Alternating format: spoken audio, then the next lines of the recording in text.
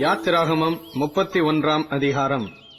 பின்னும் கர்த்தர் மோசேயை நோக்கி, நான் யூதாவின் கோத்திரத்தில் ஊருடைய மகனான ஊரியின் குமாரன் பெசலெயேலை பேர் சொல்லி அழைத்து, வினோதமான வேலைகளை அவன் யோசித்து செய்கிறதற்கும், பொன்னிலும் வெள்ளியிலும் வெண்கலத்திலும் வேலை செய்கிறதற்கும், ரத்தினங்களை முத்திரை வெட்டாக வெட்டி பதிக்கிறதற்கும், மரத்தில் சித்திர வேலைகளை செய்கிறதற்கும் மற்றும் சகலவித வேலைகளையும் யூகித்து செய்கிறதற்கும் வேண்டிய ஞானமும் புத்தியும் அறிவும் அவனுக்கு உண்டாக அவனை தேவ ஆவியினால் நிரப்பினேன்.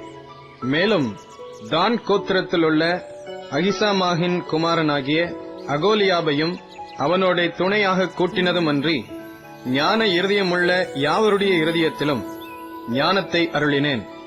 நான் உனக்கு கட்டளையிட்ட யாவையும் அவர்கள் செய்வார்கள். ஆசரிப்பு கூடாரத்தையும் சாட்சி பெட்டியையும் அதன் மேலுள்ள கிருபாசனத்தையும் கூடாரத்தில் உள்ள சகல பணிமுட்டுகளையும் மேஜையையும் அதன் பணிமுட்டுகளையும் சுத்தமான குத்து விளக்கையும் அதன் சகல கருவிகளையும் தூப பீடத்தையும் தகன பலிபீடத்தையும் அதன் சகல பணிமுட்டுகளையும் தொட்டியையும் அதன் பாதத்தையும் ஆராதனை வஸ்திரங்களையும் ஆசாரிய ஊழியம் செய்வதற்கான ஆசாரியனாகிய ஆரோனின் பரிசுத்த வஸ்திரங்களையும் அவன் குமாரரின் வஸ்திரங்களையும் அபிஷேக தைலத்தையும் பரிசுத்த ஸ்தலத்துக்கு சுகந்த வர்க்கங்களாகிய தூப வர்க்கத்தையும் நான் உனக்கு கட்டளையிட்டபடியே அவர்கள் செய்ய வேண்டும் என்றார். மேலும் கர்த்தர் மோசேயினிடத்தில், நீ இஸ்ரவேல் புத்திரரை நோக்கி, நீங்கள் என் ஓய்வு நாட்களை ஆசரிக்க வேண்டும். உங்களை பரிசுத்தப்படுத்துகிற கர்த்தர் நான் என்பதை நீங்கள் அறியும்படி இது உங்கள் தலைமுறை தோறும் எனக்கும் உங்களுக்கும் அடையாளமாயிருக்கும். ஆகையால் ஓய்வு நாளை ஆசரிப்பீர்களாக. அது உங்களுக்கு பரிசுத்தமானது. அதை பரிசுத்த குலைச்சலாக்குகிறவன் கொலையுண்க கடவன். அதிலே வேலை செய்கிற எந்த ஆத்துமாவும் தன் ஜனத்தின் நடுவில் இராதபடிக்கு அறுப்புண்டு போவான். 6 நாளும் வேலை செய்யலாம்.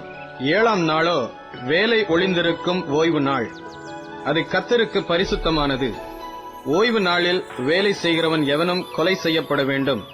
ஆகையால் இஸ்ரவேல் புத்திரர் தங்கள் தலைமுறை தோறும் ஓய்வு நாளை நித்திய உடன்படிக்கையாக ஆசரிக்கும்படி அதை கைக்கொள்ள கடவர்கள். அது என்றைக்கும் எனக்கும் இஸ்ரவேல் புத்திரருக்கும் அடையாளமாயிருக்கும். 6 நாளைக்குள்ளே கர்த்தர் வானத்தையும் பூமியையும் உண்டாக்கி 7ஆம் நாளிலே ஓய்ந்திருந்து பூரித்தார் என்றார்.